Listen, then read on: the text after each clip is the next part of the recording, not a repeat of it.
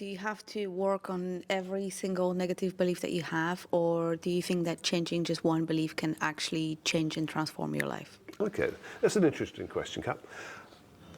There's a concept from Matrix Reimprinting which are called the one belief. That whilst we might have many sub-beliefs, there'll be one very precise, specific belief that controls our lives.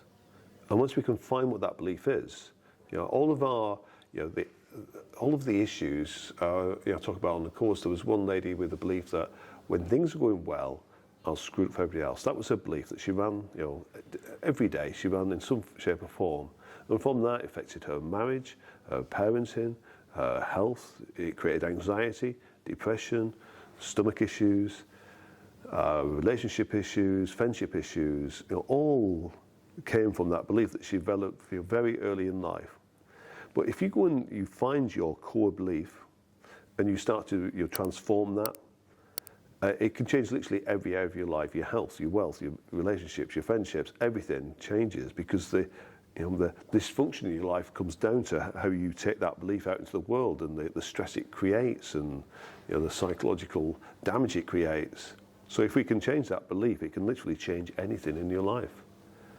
And how does one find what is the core belief? Like if you have quite a few different ones that you find that they're affecting your life, how do you find the one? You find the one belief because, as you work with EFT and Matrix, especially with Matrix, and you go memory to memory, you start to see a theme starts to emerge.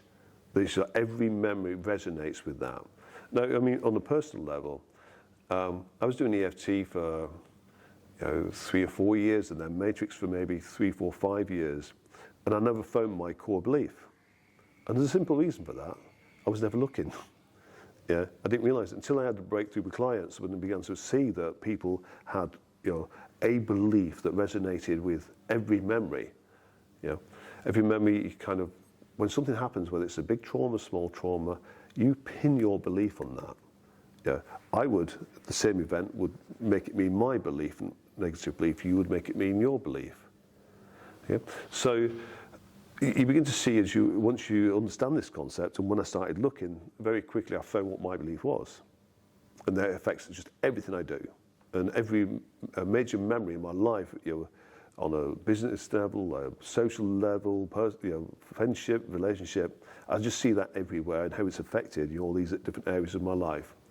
So it's a case of when you understand that you will have a core belief, and you work from memory to memory, you will eventually find that belief.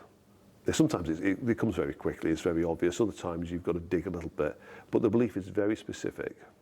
With the example I give you, when things are going well, I'll screw it for everybody else. Everybody I've ever met with fibromyalgia, I've worked with a lot of people with fibromyalgia, ME, chronic fatigue, they always have the world's a dangerous place, but each one will have it in a different way. For example, the world's dangerous because it's not safe to express yourself. The world's dangerous because everything's my fault. The world's dangerous because it's not safe to move forward in life.